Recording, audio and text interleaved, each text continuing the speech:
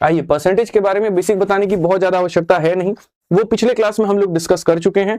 तो हमें जो जानना है वो बाकी सारी बातों को जानना है, बाकी सारी बातों को हमें समझना है। तो ये सवाल हमारे सामने प्रश्न संख्या 1 है कि यहां पर कहा गया दो संख्याएं एक तीसरी संख्याएं से क्रमशः 61 और 35% कम है, पहली संख्या दूसरी संख्या का कितना परसेंट होगी। अगर हम यहां पर इस सवाल की बात करते हैं तो देखिए, two number are respectively 61 and 35% less than a third number. ये पहली नंबर है मेरे भाई, ये दूसरी नंबर है हमारे सामने, और यहां पर ये तीसरा नंबर है, ठीक है। और यहां पर कहा गया कि ये दो नंबर जो होंगे, देखो दो संख्याएं हमारे 61 और 35% कम होगा किसी तीसरे नंबर से, यानी इससे यहां पर ये कितना कम होगा तो 61% मेरे भाई यहां पर, और इससे हमारे सामने ये कितना कम होगा तो 35% हमारे सामने यहां पर ये कम होगा, ठीक है। तो यहां पर कहा गया first number is what percentage of second number, पहली वाली इससे कितना परसेंट होगी। तो जब आप इसको मेरे भाई 100 मानोगे तो आप देखो 100 में 61 की कमी तो ये कितना हो जाएगा 39, और 100 में यहां पर जो है 35 की कमी हो जाएगा इतना, यानी 39 हमारा 65 का कितना परसेंट है, हमें यहां पर पेपर में ये बताना है। तो जब आप मेरे भाई इसको बनाओगे तो आप सीधा सीधा कहोगे कि सर देखिए 39 हमारे सामने 65 का कितना परसेंट है, इतना बटे इतना इंटू कितना करेंगे 100%। 13 से आप काटिए 3 बार में, 13 से आप काटिए 5 बार में, 1/5 20 होता है, 3/5 कितना हो जाएगा 60 हो जाएगा। नहीं तो ऐसे भी गुना कर सकते हो, 5 से 12, 5 से मेरे भाई 20, और 20 का 3 गुना कितना हो जाएगा 60। कौन सा ऑप्शन होगा, ए जो होगा बिल्कुल सही उत्तर होगा। देखो सेशन सिर्फ 1 घंटे का है, तो इस 1 घंटे के अंदर में मन लगा करके अच्छे से पढ़ाई करो, पेपर पेन उठाओ, क्वेश्चन को सॉल्व करो और आंसर देना शुरू करो, ठीक है। बोरिंग नहीं होना चाहिए कुछ भी, ऐसा नहीं कि एकदम भरे मन से पढ़ रहे हैं, ठीक है, दबाव में आकर पढ़ रहे हैं, नहीं मेरे भाई, एकदम आराम से मन लगा करके पढ़िए, ठीक है। हर एक सवाल जो हम पूछ रहे हैं उसका उत्तर दीजिए वहां पे, यही गणित की चाह है, यही मेरे भाई आपको करना है। जो चीज आप लिख देंगे आप कभी नहीं बोलेंगे, तो ध्यान रखिए इस बात का, ठीक है ना। आइए चलिए यहां पर क्वेश्चन नंबर 2 दिखाते हैं क्या कहा गया। यदि किसी भिन्न के अंश में 12% की वृद्धि हो जाती है और उसके हर में 8% की कमी हो जाती है तो उसका नया भिन्न इतना हो जाता है, मूल भिन्न क्या है। यानी कोई फ्रैक्शन है, फ्रैक्शन मेरे भाई क्या होता है तो x अपॉन में मेरे भाई यहां पर y होता है, इसके अंदर हमने क्या किया है तो 12% का इंक्रीज किया, यानी अगर ये अपने आप में 100 था तो हमने 12 बढ़ा करके इतना करा दिया, यानी x नाम की संख्या जो 100 थी उसको हमने 112 कर दिया, और यहां पर y नाम की संख्या यानी जो हर है वो मेरे भाई अगर 100 थी यहां पर तो 8 की कमी करके हमने 12 बना दिया। तो ये एक भिन्न था x बटे y, जिसके अंश को भी बढ़ाया और हर को हमने घटा दिया, और ऐसा करने के बाद में हमारे सामने 16 बटे कितना आ गया तो 17 निकल करके आ गया। ओरिजिनल फ्रैक्शन यानी x बटे y का मान बताना है। सवाल में कहीं कोई दम नहीं है, ये 0 और 0 फालतू का दिखावे के लिए था। 16 से अगर हम काटते तो मेरे भाई 7 बार में, और यहां पर जब आप 7 बार में काटेंगे तो आप यहां पर देख पाएंगे बहुत तरीके से, और क्या देख पाएंगे मेरे भाई यहां पर कि सर ये हमारे सामने जो x अपॉन में y हो रहा है 92 इंटू 1 हमारे सामने इतना हो गया, और यहां पर मेरे भाई 17 7 119 हो गया, तो ये हमारे सामने बिल्कुल सही उत्तर है। कौन सा ऑप्शन है तो ए जो आएगा वो हमारा बिल्कुल सही उत्तर आएगा, ठीक है। ए फॉर आओ कभी हवेली पे, आराम से आओ, चाय नाश्ता करेंगे, बढ़िया बातें करेंगे और पढ़ाई भी हम लोग वहां पर मिलकर के करेंगे। आज ये चलिए 3 नंबर सवाल हम लोग देखते हैं और बहुत तरीके से हम लोग समझते हैं कि मेरे भाई यहां पर क्या हुआ। 3 नंबर सवाल के बारे में बात करें तो कहा गया जी गोकुल ने एक नया प्लॉट खरीदा है, ठीक है, जिस पर तुरंत बाढ़ लगाने की जरूरत है, बाढ़ मतलब घेराबंदी, ठीक है, और इस वजह से आयताकार कार्यस्थल की लंबाई और चौड़ाई दोनों में 12% की कमी आ गई, तो क्षेत्रफल में क्या कमी होगा। ये बात मैंने आपको कल ये बात बताई थी, ठीक है, कि जब भी मेरे भाई ऐसा होगा कि देखो सक्सेसिव एक एक के बढ़ने से दूसरा बढ़ जाए, ठीक है, समझ रहे हैं मेरी बात को लेकर के, या जैसे ऐसे हो जाए लंबाई इतने से बड़ा चौड़ाई इतने से बड़ा ओवरऑल कितने से बढ़ेगा, तो उसमें हम रेशियो भी लगा सकते हैं और उसमें हम सक्सेसिव भी लगा सकते हैं। आप दोनों में कोई भी तरीका लगा सकते हैं, कोई दिक्कत नहीं है। अगर इस सवाल को आप रेशियो मेथड से करते हैं तो क्या होगा आप समझिए, हम पहले पढ़ा चुके हैं बट दोबारा मेरे भाई आपको बता देते हैं। अगर आप इसको रेशियो मेथड से लगाएंगे तो आप कहेंगे ये आपकी लंबाई है, ये आपकी चौड़ाई है, आपने 12% की कमी की है, तो 12% का जो फ्रैक्शन वैल्यू होता है बच्चों वो हो जाता है 12/100, और 12/100 का मतलब हो जाता है 3 बटे कितना हो जाएगा 25, यानी 25 में आपने 3 की कमी की, तो मेरे भाई अगर पहले 25 था तो 3 की कमी कर दी तो कितना हो गया 22 हो गया, यहां पर हमारे सामने 25 था 3 की कमी कर दी तो कितना हो गया 22 हो गया। तो जो क्षेत्रफल मेरे भाई यहां पर क्या होगा, जो क्षेत्रफल हमारे सामने 625 है वो हमारे सामने 22 का स्क्वायर कितना हो जाएगा 484 हो जाएगा। क्षेत्रफल में कितने परसेंट की कमी आ जाएगी आप जरा बताना, तो आप बोलोगे सर यहाँ पर जो है 12 से मतलब यहाँ पर ये 141 की कमी है, कितने के ऊपर है तो 625 के ऊपर में इंटू कितना करेंगे तो 100% मेरे भाई। बड़े आराम से आप इसे काट सकते हैं गुरुजी इतनी बार में, और यहाँ पर अगर आप देखोगे 4 4 चौके 16 और मेरे भाई यहाँ पर इतना बट्टे में हमारे सामने 25, 25 से भाग करो 2 बार में और 25 से भाग करो 2 बार में तो 22 के समथिंग आएगा, 22.56 हमारे सामने कौन सा ऑप्शन होगा, ये जो होगा बिल्कुल हमारा सही उत्तर होगा, बिल्कुल सही उत्तर हमारा होगा, कोई दिक्कत की बात नहीं। ठीक है भाई, चलो आ जाओ। अब जैसा मैंने कहा आपको यहाँ पर, ठीक है, कि इसको हम लोग बनाएंगे और किस मेथड से बनाएंगे, तो हम लोग इसको सक्सेसिव से भी बनाएंगे। तो मैं आपको मेरे भाई यहाँ पर सक्सेसिव का भी फॉर्मूला देता हूं कि इतने बड़े सवाल को आप सक्सेसिव से कैसे बना सकते थे, आपको इतने जाने की जरूरत यहाँ पर नहीं थी। रेशियो वहां इस्तेमाल किया जाता है जहां रेट फ्रैक्शन में हो, और सक्सेसिव वहां पर इस्तेमाल किया जाता है जहां एक नॉर्मल रेट हो। तो अगर मैं तुम लोगों को एक बात बताऊं तो यहाँ पर देखो सक्सेसिव का तुम लोग प्रयोग कैसे करोगे। देखो यहाँ पे सक्सेसिव का जो फॉर्मूला कहता है वो ये कहता है a प्लस बी और मेरे भाई प्लस ए बी अपॉन में 100। ये हो जाता है दो टर्म का सक्सेसिव। यहाँ पे ये आपका क्या हो जाता है, दो टर्म का सक्सेसिव। आपने अपने लंबाई को भी 12% से मेरे भाई यहाँ पर जो है वो गुना भाग मेरे भाई किया, 12% से कम किया है। चौड़ाई को भी आपने 12% से कम किया है। तो टोटल हम बात करें यहाँ पर तो क्या होगा, तो टोटल अगर हम देखें यहाँ पर तो मेरे भाई देखो यहाँ पर लंबाई हमारे सामने क्या है, तो ये लंबाई हमारा 12% से कम ही है, चौड़ाई हमारा 12 से कम है। 12 × 12 मेरे भाई यहाँ पर हो जाएगा मेरे भाई कुल मिला करके इतना। ठीक है, तो यहाँ पर देखेंगे तो माइनस का 24 हो जाएगा। 144 को 100 से भाग करोगे तो यहाँ पर 1.44 हो जाएगा। अगर हम देखेंगे तो मेरे भाई 24 में से तो पहले 2 घटा दो तो तुम्हारे सामने 22.66%, इतने परसेंट की क्या आ जाएगी, कमी, यानी कौन सा ऑप्शन है, तो ये। अब बोलोगे सर ये जो नेगेटिव साइन है ये क्या करेगा, तो ये जो नेगेटिव साइन है बच्चों, यानी यहाँ पर ये आपको बताता है कि भैया वैल्यू आपकी क्या हो रही है, तो डिक्रीज हो रही है। वैल्यू आपकी क्या हो रही है, तो डिक्रीज हो रही है। तो ये बात तुम लोग थोड़ा सा है ना ध्यान रखो। अब तुम्हें यहाँ पर रेशियो लगाना है या तुम्हें यहाँ पर मेरे भाई सक्सेसिव लगाना है, वो तुम्हारे ऊपर में, मैंने यहाँ पर जो है दोनों की दोनों चीजें तुम्हें दे दी है। आ जाइए, चलिए 4 नंबर सवाल पर चलते हैं और 4 नंबर सवाल को बच्चे देखते हैं, इंग्लिश हिंदी दोनों में दिया गया है। आपके सामने कहा गया कि एन इन्वेस्टर इन्वेस्टेड 2 लाख रुपए इन द शेयर। हिंदी में पढ़ लेते हैं, सही रहेगा, क्योंकि मुझे लगता है ज्यादातर जो ऑडियंस है वो हिंदी की है। ठीक है, तो एक निवेशकों ने शेयर में 2 लाख रुपए का निवेश किया है। पहले दिन शेयर 18% से बढ़ जाता है, दूसरे दिन 15% से गिरता है, तीसरे दिन 3% से गिरता है। यहाँ पर निवेशकों के शेयर के मूल्य में गिरावट या वृद्धि क्या होगा।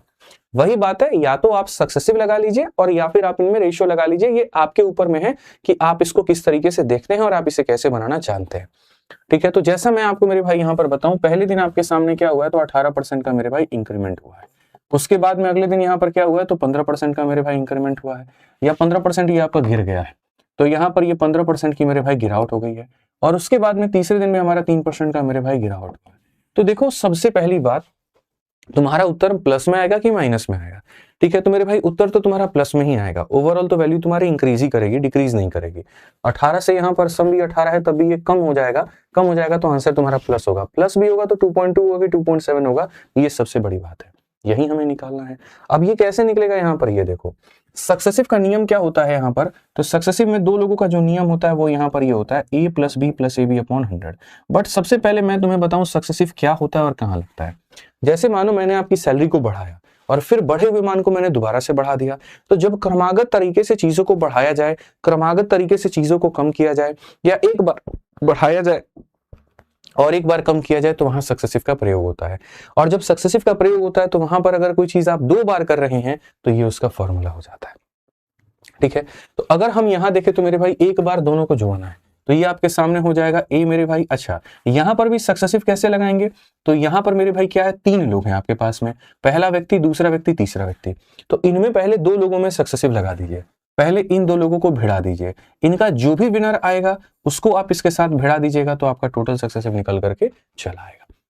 पहले 2 लोगों को लड़ाइए, उनका जो विनर आएगा उसको तीसरे के साथ में लड़ा करके आप पूरा फाइनल विजेता इस मैच का घोषित कर पाएंगे। तो अगर आप यहां देखेंगे तो इन दोनों का मेरे भाई यहाँ पर सक्सेसिव क्या होता है, तो इन दोनों का जो सक्सेसिव होता है वो यहाँ पर ये होता है कि ये हमारे सामने ए है, ये हमारे सामने मेरे भाई बी है। प्लस को माइनस से गुना करेंगे तो इतना हो जाएगा, और ये 18 × 15 बटे कितना हो जाएगा, तो ये हमारे सामने 100 हो जाएगा। 18 से 15 गया तो हमारे सामने 3 है।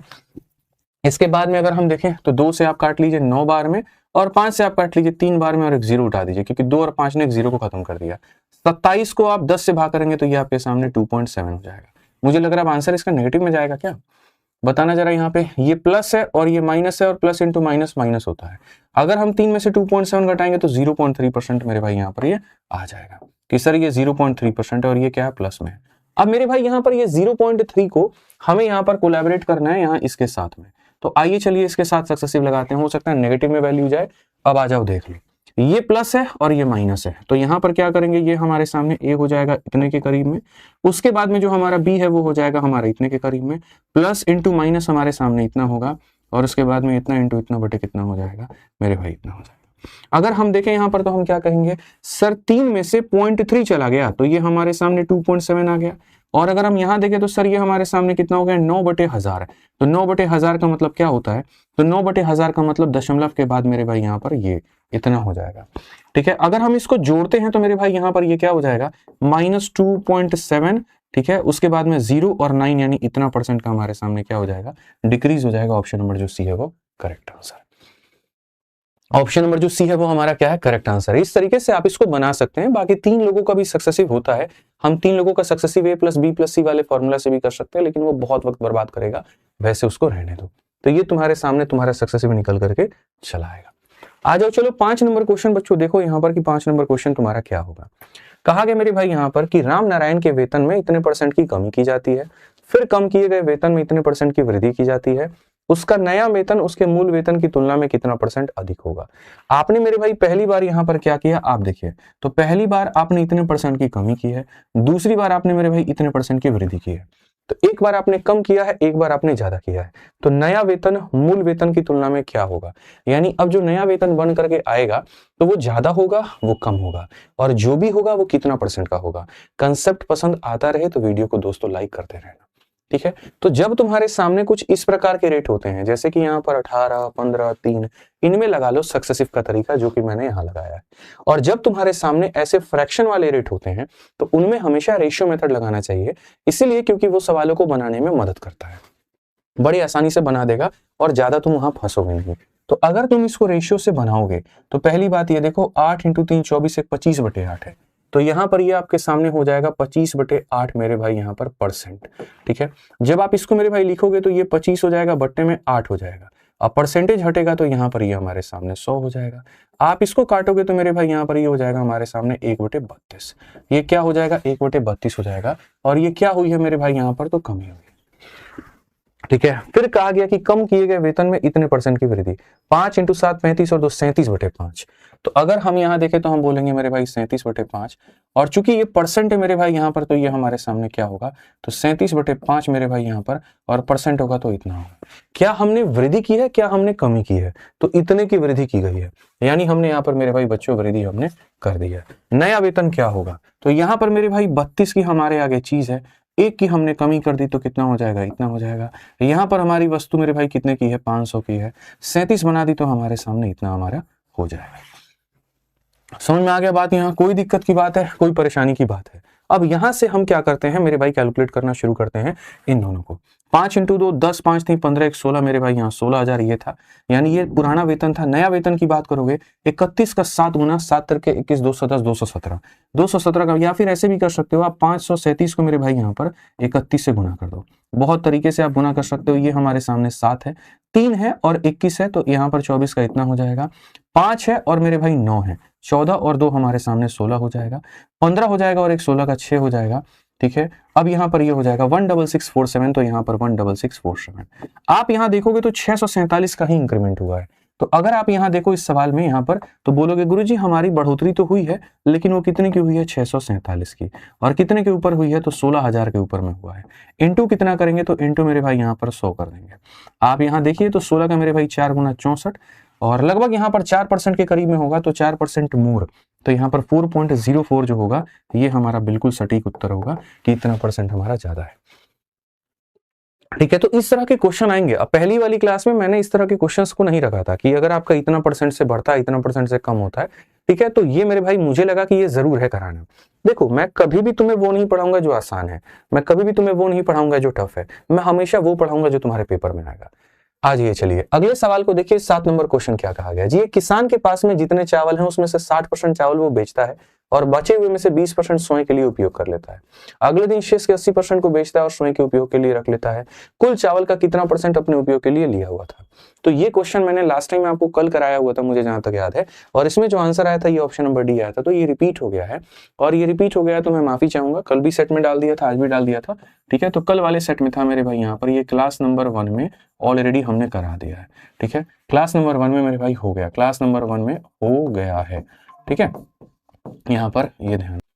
ठीक है, अब आपके पेपर के लिए एक मैं बड़ा महत्वपूर्ण आपको बताना चाहता हूं, वो है आपका वेन डायग्राम। ठीक है, कि आपको मेरे भाई यहाँ पर वेन डायग्राम के ऊपर में काफी काम करके जाना है, वेन डायग्राम को देखना है बहुत तरीके से। ठीक है, इसके क्वेश्चन आपके पेपर में पूछे जा सकते हैं। वेन डायग्राम में भी दो कंसेप्ट होते हैं, एक मेरे भाई 2 लोगों का वेन डायग्राम और एक होता है 3 लोगों का वेन डायग्राम। पढ़िए यहाँ पर क्या कहा गया, 2 लोगों का वेन डायग्राम क्या होता है और 3 लोगों का वेन डायग्राम क्या होता है। दोनों को एक ही साथ बता देते हैं, आपको कोई आपत्ति नहीं होगी इसमें। ये 2 लोगों वाला कंसेप्ट है भैया, और यहां पर जब हम तुमको लेकर के जाएंगे तो 3 लोगों का भी कंसेप्ट साथ के साथ बताएंगे। और यूपीएसआई में पूछा जाता है बकायदा तरीके से, अच्छे से यहाँ पर सारी बातें पूछी जाती है। तो अभी जितनी देर हम पढ़ाएंगे ना ये वाला पार्ट, इसको थोड़ा बढ़िया से सुनना, अच्छे से सुनना। यहाँ पर क्या होता है, ये एक सर्कल होता है, यहाँ पर मेरे भाई यहाँ पर क्या होता है, ये दूसरे डेटा को रिप्रेजेंट कर रहा होता है, और बीच वाला क्या होता है, कोई और डेटा को रिप्रेजेंट कर रहा होता है। अब इसमें जब हम चर्चा करते हैं तो यहाँ पर क्या करते हैं, तो हम बोलते हैं सर ये देखिए ये वाला जो भाग है ना, ये वाला पहला सर्कल, ऐसे मान करके चलिए कि सर 2 तरह के समुदाय हैं। ये समुदाय वो है जो सिर्फ और सिर्फ फुटबॉल खेलता है, ये मेरे भाई यहाँ पर वो है जो क्या करता है, फुटबॉल खेलता है। और ये वाला जो मेरे भाई ग्रुप है ना यहाँ पे, ये वाला पूरा, ये वाला जो सर्कल है, ये वाली जो वृत्त है मेरे भाई यहाँ पर, ये वाला जो वृत्त है मेरे भाई यहाँ पर, वो क्या खेलता है, क्रिकेट खेलता है। अब कुछ लोग ऐसे होते हैं जो दोनों खेलों में निपुण हैं, उनको अगर आप फुटबॉल के लिए बुलाओगे तो उसको भी खेलने आ जाएंगे, क्रिकेट भी बुलाओगे खेलने उसके लिए भी आ जाएंगे। तो वो यहाँ पर ये बीच वाले वो लोग हैं, बीच वाले लोगों को हमेशा आप यहाँ पर काले रंगों से यहाँ पर व्यक्त करो। ठीक है, तो यहाँ पर ये जो बीच वाले हो गए, यहाँ पर ये कौन हो गए, तो यहाँ पर ये हो गए जो बोथ खेलते हैं। ये मेरे भाई बोथ खेलते हैं, फुटबॉल भी खेलते हैं यहाँ पर, समझिएगा मेरी बात को, और क्या करते हैं तो क्रिकेट भी यहाँ पर खेलते हैं। ये मेरे भाई यहाँ दोनों खेलते हैं, फुटबॉल भी और क्या करेंगे, क्रिकेट भी। ठीक है, तो ऐसे में हम इस डेटा को मान लो कि यहाँ पर पूरा पूरा ए से रिप्रेजेंट करेंगे, इस डेटा को हम बी से रिप्रेजेंट करेंगे। तो ए और बी का टोटल हमारा कितना होता है, उस टोटल को रिप्रेजेंट करते हैं ए यूनियन बी से, और टोटल जो होगा उसमें क्या होगा, तो हम पूरा पूरा ए का डेटा लेते हैं मेरे भाई यहाँ पर, फिर उसके बाद में यहाँ पर हम पूरा पूरा बी का डेटा लेते हैं। बट इसमें गलती क्या होती है कि एक डेटा ऐसा होता है जो 2 बार आ जाता है, और वो हो जाता है बीच वाला। बीच वाला डेटा इस वाले सर्कल के भी काउंटिंग में आ गया, और बीच वाला डेटा इस वाले सर्कल के भी काउंटिंग में आ गया, तो बीच वाले को कहते हैं कि यह कॉमन डेटा है। कॉमन डेटा का मतलब क्या होगा कि ए इंटरसेक्शन बी होगा। ठीक है, तो बीच वाले डेटा को हम यहाँ पर क्या करेंगे बच्चों, करेंगे माइनस। ए का टोटल लो, बी का टोटल लो, और बीच वाले को मेरे भाई करोगे यहाँ पर माइनस करोगे। ठीक है, तो ये तुम्हारे सामने मेरे भाई निकल करके आ जाएगा बहुत तरीके से, ये तुम्हारे सामने निकल करके आ जाएगा कि टोटल निकालना है तो पूरा ए लेते हैं, पूरा बी लेते हैं, और यहाँ पर इसको जो है मेरे भाई क्या करते हैं, माइनस। अब आ जाते हैं 3 वाले केस में, और 3 वाले केस को बहुत तरीके से समझते हैं। 3 वाला जो केस होगा हमारे सामने क्या होगा, ये हमारा हो गया मेरे भाई फर्स्ट सर्कल, ये हमारा हो गया मेरे भाई यहाँ पर सेकंड सर्कल, और ये जो हो गया हमारे सामने हो गया थर्ड सर्कल। अच्छा, इसमें अगर तुम्हारे अलग अलग भाग पूछे जाएं, मिश्रा जी मान लीजिए ये पूछे जाएं कितने ऐसे हैं जो कट्टर फुटबॉल समर्थक हैं, तो यहाँ पर ये वाला जो ग्रुप होगा ओनली मेरे भाई फुटबॉल हो जाएगा, या ओनली ए हो जाएगा। कितने ऐसे हैं जो मेरे भाई ओनली क्रिकेट हैं, तो पीला वाला ओनली क्रिकेट हो जाएगा।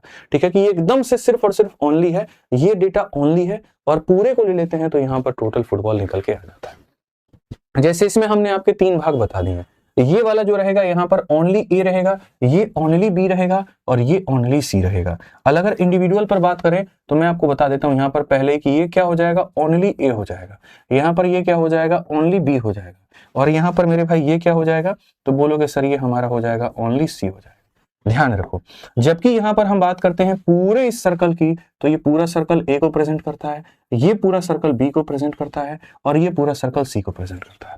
अब इनमें कुछ ऐसे डेटा होते हैं जो दोनों में कॉमन होते हैं।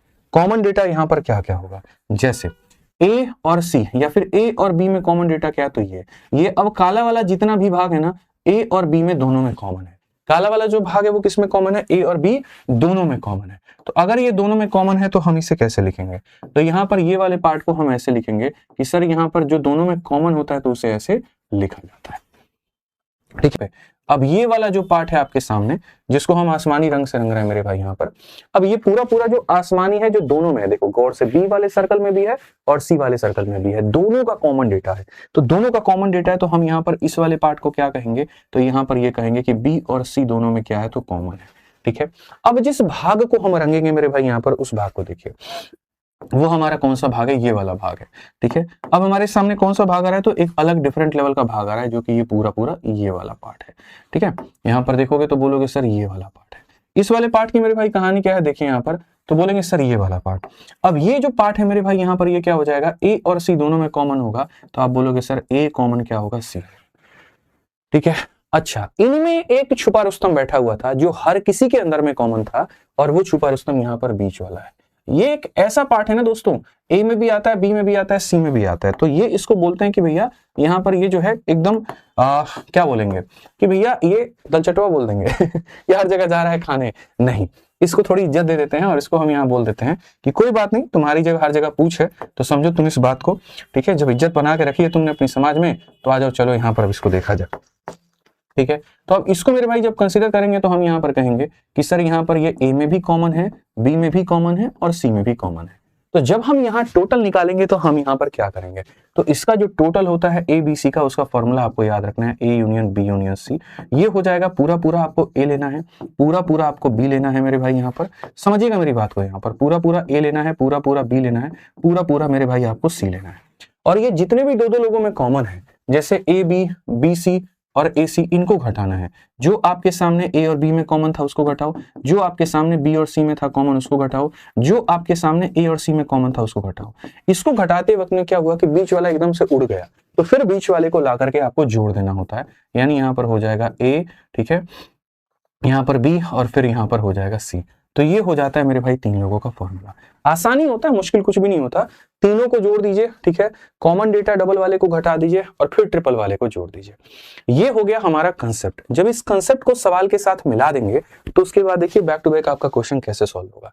जैसे आपके सामने 14 नंबर सवाल, बड़ा बड़ा प्यारा सा सवाल है। आप देखो मेरे भाई यहाँ पर क्या कहा गया। बार बार कहूंगा, कंसेप्ट पसंद आएगा ना यार तो प्लीज यहाँ पर वीडियो को लाइक करते रहना और अपने दोस्तों में हर जगह पर शेयर करते रहना, ठीक है। उस बच्चे तक भी शेयर करना मेरे भाई यहाँ पर जो अफोर्ड नहीं कर सकता है किसी पेड कोर्स को या कुछ और को मेरे भाई, जो सिर्फ और सिर्फ मेरे भाई यहाँ पर, ठीक है, पढ़ाई करना चाहता है, यूट्यूब से करना चाहता है, सिलेक्शन लेना चाहता है, तो आप उसको भी शेयर करना।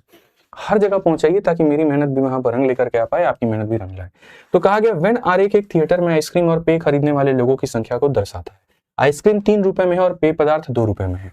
आप सही तरीके से देखिएगा यहाँ पर, ठीक है। तो it shows the number of people buying ice cream and drink in a theatre. Ice cream is sold for 3 rupees. तो आइसक्रीम की जो कॉस्ट आ रही है वो कितने रुपए की है, 3 रुपए की है मेरे भाई यहाँ पर।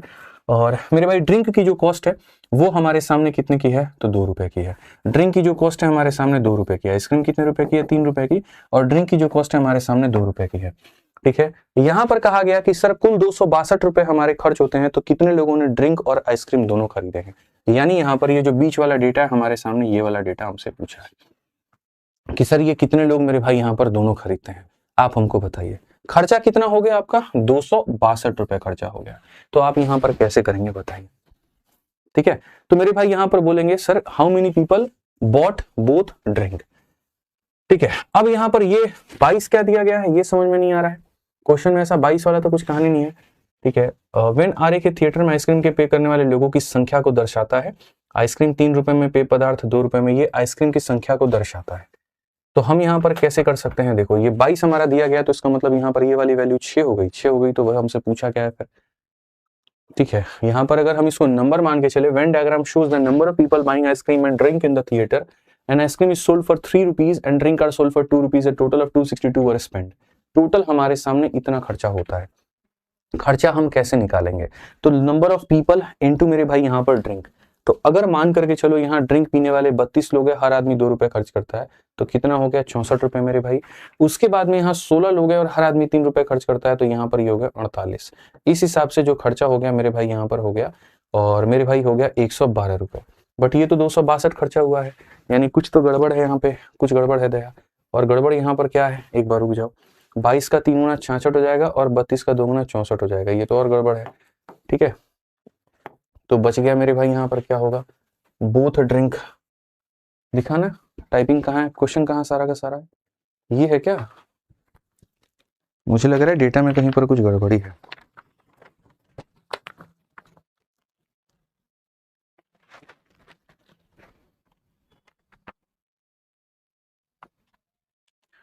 यहाँ पर ये बच्चों 22 नहीं आएगा यहाँ पे, है ना, ये 22 वाला मुझे वही लग रहा था कि थोड़ा सा ये फर्जी है।